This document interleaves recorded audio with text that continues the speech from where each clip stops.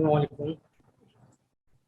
अच्छा, आज की इस वीडियो में जो है वो हम लेयर पैनल को डिस्कस करेंगे कि फोटोशॉप में लेयर्स का बेसिकली काम क्या होता है और लेयर क्यों ज़रूरी होती है फोटोशॉप पे काम करने के लिए। तो मैं आपको थोड़ा सा पहले लेयर्स का कॉन्सेप्ट समझाता हूँ और फिर उसकी फर्दर चीज़ों को हम डिस्कस करने की कोशिश करते हैं, ठीक है। तो यहाँ पे आपको अभी कोई पैनल नज़र नहीं आ रहा। अभी जब मैं इसको मूव टूल से मूव कराने की कोशिश करता हूँ तो ये मुझे एरर शो करता है, ठीक है, यानी कि ये मूव नहीं हो रहा बेसिकली। तो मैं जाऊंगा यहाँ से, ये देखें इसने एरर मुझे शो करवा दिया, could not use the move tool because the layer is locked, ठीक है। अब ये हमेशा याद रखिएगा कि फोटोशॉप पे जब भी आप कोई इमेज ओपन करते हैं नेट से, इंटरनेट से डाउनलोड करते हैं या मोबाइल से आप स्नैप कर लेते हैं और उसको फोटोशॉप में ओपन करते हैं, तो उसको आप डायरेक्टली मूव नहीं करवा सकते, वो लेयर लॉक होती है हमेशा, ठीक है। उसको आप विंडो में जाएंगे और लेयर यहाँ से ओपन करवा देंगे, F7 इसकी शॉर्ट की होती है, ठीक है। जब आप लेयर्स पैनल यहाँ से ओपन करते हैं तो यहाँ पे ये देखें आपको ये दिखा रहा है कि लेयर लॉक हुई हुई है, ठीक है। अब ये लेयर लॉक है, आपने इसको मूव करना है तो आप इसको मूव नहीं कर सकते। तो फोटोशॉप पे हम हमेशा जो काम करते हैं वो लेयर्स पे करते हैं। उसका फायदा ये होता है कि हम किसी भी अपनी ऑब्जेक्ट को इजीली मूव करवा सकते हैं, उसको ट्रांसफॉर्म कर सकते हैं, उसको रोटेट कर सकते हैं और मजीद जो भी हम काम कर चाहें वो उस पर कर सकते हैं, लेकिन वो लेयर पे होनी चाहिए, ठीक है। अब इस अगर मैं ये कहता हूँ कि मैं इसी लेयर को जो है वो इसी बैकग्राउंड को मैं लेयर में कन्वर्ट कर देता हूँ, तो मैं यहाँ पे डबल क्लिक करूंगा, ये आपको एक ऑप्शन नजर आएगा, ये कह रहा है कि न्यू लेयर, नेम लेयर 0, मैंने इसको कर दिया ओके। अब आप यहाँ देखेंगे ये लॉक आपका हट गया है, लेकिन अभी भी आप जब इसको मूव करेंगे तो अब ये पूरा बैकग्राउंड इसके साथ मूव करेगा, ठीक है। तो ये कुछ चीज थी जो आपको ये मैं समझाने की कोशिश कर रहा था, ठीक।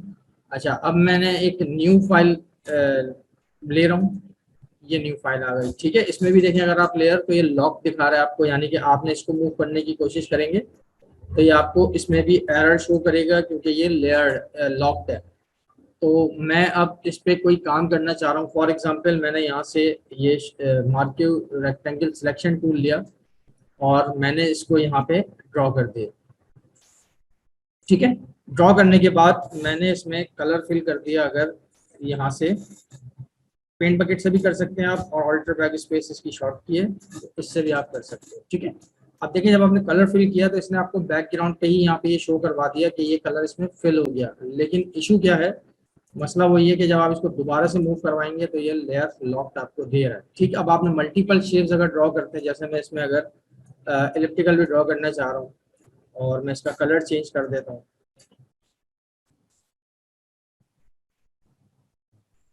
ठीक है, इसको मैं ग्रीन कलर देना चाह रहा हूँ। अब आप यहाँ देखेंगे तो ये आपको बैकग्राउंड पे दोनों बने हुए शो करवा रहा है, ठीक है। अब मैं मूव इसको कराने की कोशिश करूंगा तो ये फिर मुझे एरर दे देगा, ठीक। और मैं अगर इसको लेयर में कन्वर्ट कर देता हूँ तो क्या होगा, अब ये दोनों साथ मूव होंगे। तो मेरी रिक्वायरमेंट फिर भी फुल नहीं हो रही क्योंकि मुझे जो है वो रेक्टेंगल अलग चाहिए या शेप अलग चाहिए या मेरे पास कोई इमेज है मुझे उसको अलग मूव करवाना है। तो ये सारे मसले आपको फेस होते हैं फोटोशॉप पे जब आप काम कर रहे होते हैं। तो इसका सिंपल सा तरीका ये होता है कि आपने जो भी नया काम करना है, जो भी नई ऑब्जेक्ट आपको चाहिए या जो भी आप इमेज लेके आ रहे हैं वो आप लेयर में बनाएंगे, ठीक है। अब लेयर को बनाते किस तरह है, लेयर लेते किस तरह है, वहां पे आपको फोटोशॉप में एक ये ऑप्शन दिया हुआ है, यहाँ पे क्रिएट न्यू का, ठीक है।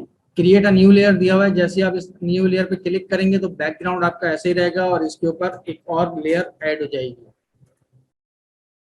ठीक है। इसको आप इस तरह से समझ सकते हैं कि जैसे कवर्ड होती है और उसमें हमने डिफरेंट शेल्फ बनाए हुए होते हैं और हर शेल्फ को जो है वो हम अलग काम के लिए यूज कर रहे होते हैं, ठीक। अगर वो शेल्फ पूरी एक ही होगी तो उसमें जब हम सारी चीजें एक साथ रख देंगे तो वो प्रॉब्लम वही आती है कि हमें कोई एक चीज निकालनी होती है तो वो सारी डिस्टर्ब होती है। तो इसी तरह आप इसको समझें इसलिए कि ये समझ लें आपकी एक शेल्फ है जिसमें आप अपने कैबिनेट्स को जो है वो डिवाइड कर रहे हैं। अब जैसे मैं यहाँ से रेक्टेंगल टूल लेता हूँ, ठीक है, और ये रेक्टेंगल मैंने जो है इसको यहाँ से ड्रॉ किया और कलर मैं इसमें ग्रीन दे दूँ, ठीक। अब आप यहाँ पे अगर देखेंगे तो बैकग्राउंड आपको अलग नजर आ रहा है और ये लेयर आपको अलग नजर आ रही है। इसका फायदा क्या हुआ, अब जब आप इसको मूव करेंगे तो आप इजीली इसको मूव करवा सकते हैं। ठीक है, कहीं भी मूव करवाना है आपने, इसको बॉटम पे रखना है या इसको ट्रांसफॉर्म वगैरह करना है, तो यहाँ से जो है वो आप स्केल के थ्रू इसको ट्रांसफॉर्म भी कर सकते हैं।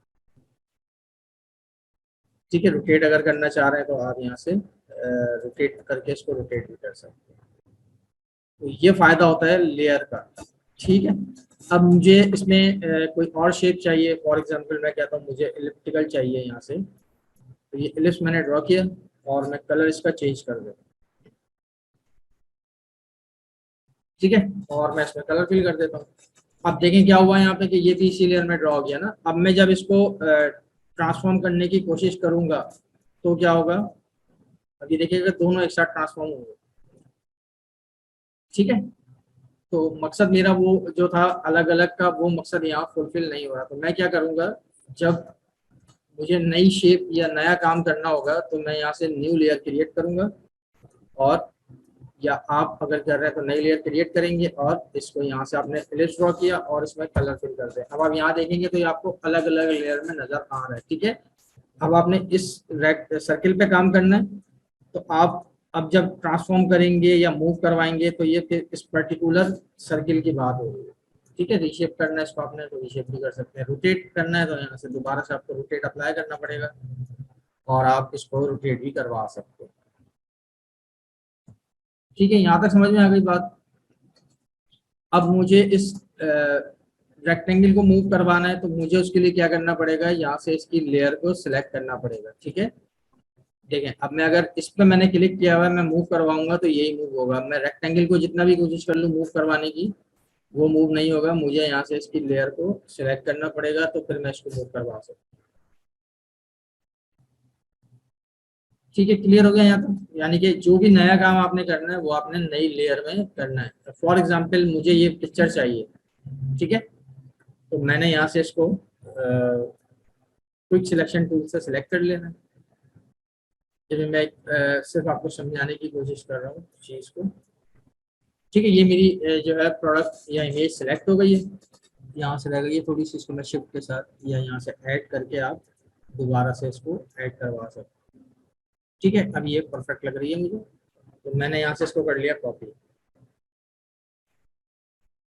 ठीक है, उसके बाद जिसमें मैं काम कर रहा था फाइल पे, अब यहाँ से आप न्यू लेयर लें, ठीक है, या ना लें। जब आप कट पेस्ट या कॉपी पेस्ट करते हैं फोटोशॉप में तो लेयर ऑटोमेटिकली क्रिएट हो जाती है। देखिए मैं सिर्फ सिंपल पेस्ट कर रहा हूँ यहाँ से, तो ये इसने न्यू लेयर में मुझे लाके दिखा दिया। ठीक है, और अगर आप न्यू लेयर लेने के बाद भी पेस्ट करते हैं तो काम ये सेम ही होता है।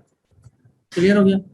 अब मुझे इसको ट्रांसफॉर्म करना है तो मैं एडिट में गया, यहाँ से मैंने यहाँ से ट्रांसफॉर्म सेलेक्ट कर लेना है और स्केल कर लेना है इसको। तो ये छोटा पिक्चर इमेज छोटी करनी है आपने, तो आप इसको यहाँ से इमेज को ट्रांसफॉर्म कर सकते हैं, और छोटी करनी है और छोटी करनी है। ठीक है, अब फायदा क्या हुआ आपको इसका, इसका फायदा ये हुआ कि मेरी जो ये इमेज थी बेसिकली ये अलग लेयर पे आ गई है, ये एलिप्स अलग लेयर पे आ गया है और रेक्टेंगल ये अलग लेयर पे आ गया। ठीक है, यानी कि मैं तीनों पे अपनी मर्जी से अलग अलग काम कर सकता हूँ, और इसमें लिमिट कोई नहीं है लेयर्स की, जितनी भी लेयर्स आप चाहें वो ऐड करवा सकते हैं। ठीक है, फोटोशॉप आपको रिस्ट्रिक्ट नहीं करता कि आप लेयर्स की कोई नंबर ऑफ लेयर्स जैसे 100 हो गई है 200 हो गई है तो आप काम नहीं कर सकते, अनलिमिटेड होती है। ठीक है, यहाँ तक समझ में आ गई ये चीज़ें तीनों आपको।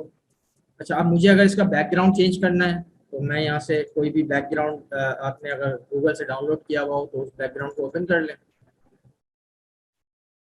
और मैं इसको यहाँ से सिलेक्ट ऑल करके कॉपी कर लें।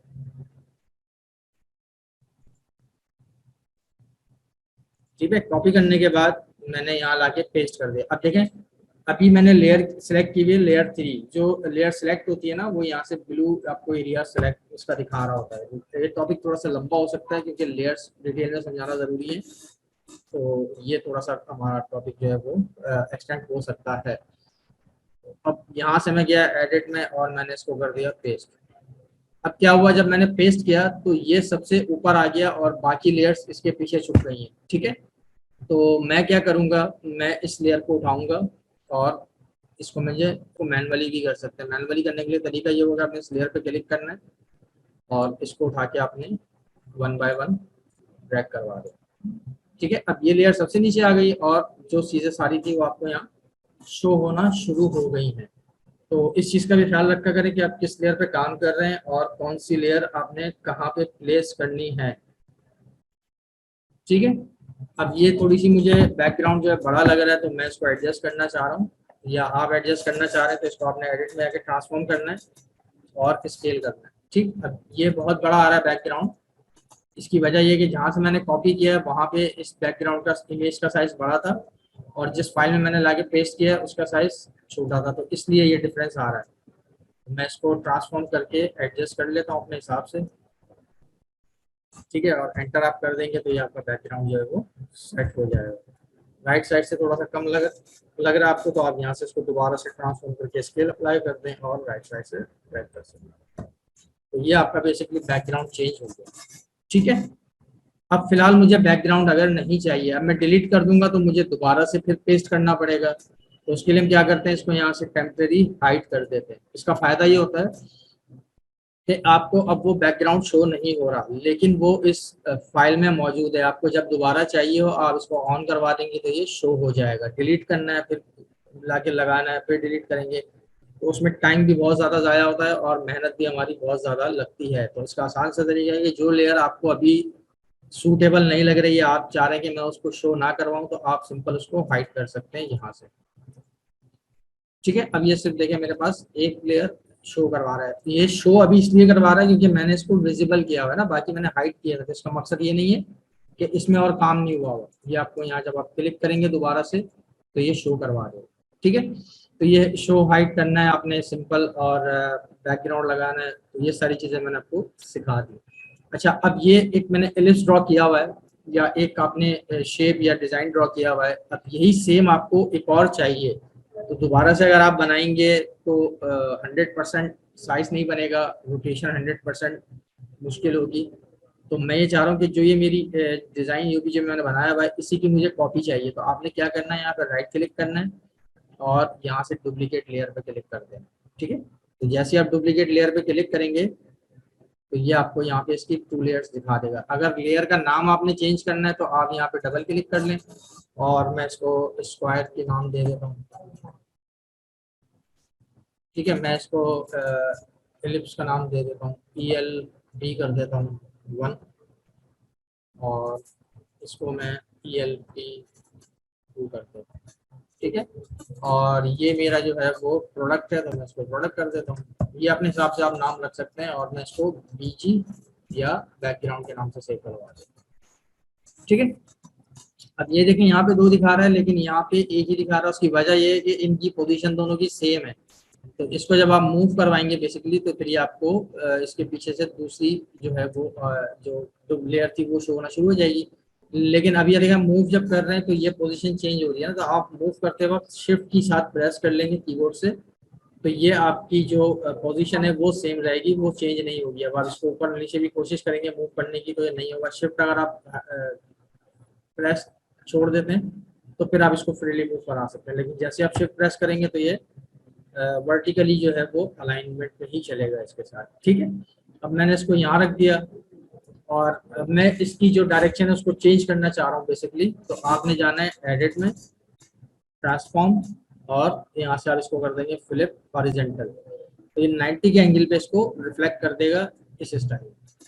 ठीक है, और साथ मिला के रखना चाहें तो आप इसको साथ मिला के भी रख सकते हैं। ठीक है, तो एक हार्ट टाइप का कोई आपका जो है वो आइकन टाइप का बन गया।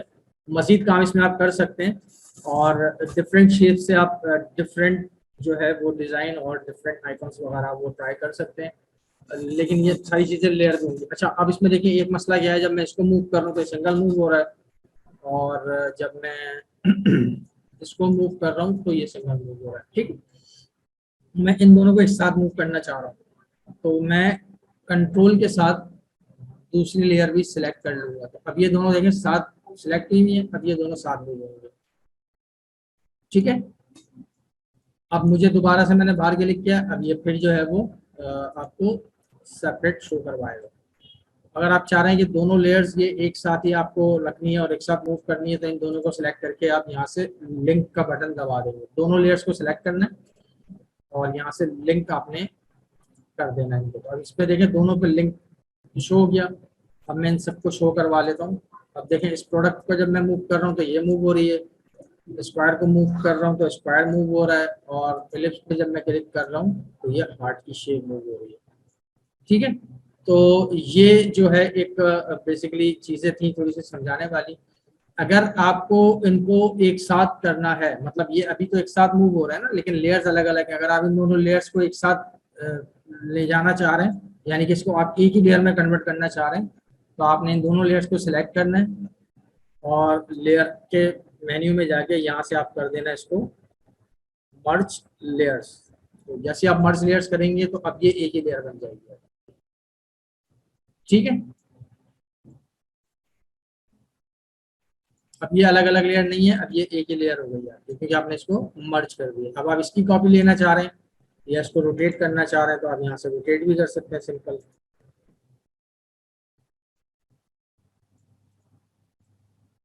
ठीक है, इसी की आपने दोबारा से यहाँ से डुप्लीकेट ले ली और शिफ्ट के साथ आपने इसको यहाँ मूव करवा दिया। ठीक, और आप चाहें तो इसको आप यहाँ से मजीद काम करना है तो आप इसको आप दोबारा से फ्लिप हॉरिजॉन्टल कर देंगे तो ये आपको इस तरह की शेप क्रिएट करके देगा। ठीक है, यहाँ तक समझ में आ गई। तो मकसद बताने का था कि लेयर का मैं आपको कॉन्सेप्ट क्लियर करना चाह रहा था कि लेयर पे काम क्यों हम करते हैं, और लेयर फोटोशॉप में मोस्ट इम्पॉर्टेंट टिक है जिसको आपको डीपली जो है वो थोड़ा सा देखना पड़ेगा कि किस तरह से नई लेयर बनती है। बैकग्राउंड, अब जैसे ये बैकग्राउंड का मुझे अगर कलर करना है, ठीक है, ये तो मैंने अलग से एक इमेज ला के लगा दी थी ना। अगर मुझे इसका कलर चेंज करना है तो मैं यहाँ से ग्रेडियंट कलर लेके और कोई भी कलर, इसका मल्टी कलर का मुझे बैकग्राउंड चाहिए या मुझे ब्लू और येलो चाहिए, तो मैं ये वाला बैकग्राउंड इस पर अप्लाई कर सकता हूँ।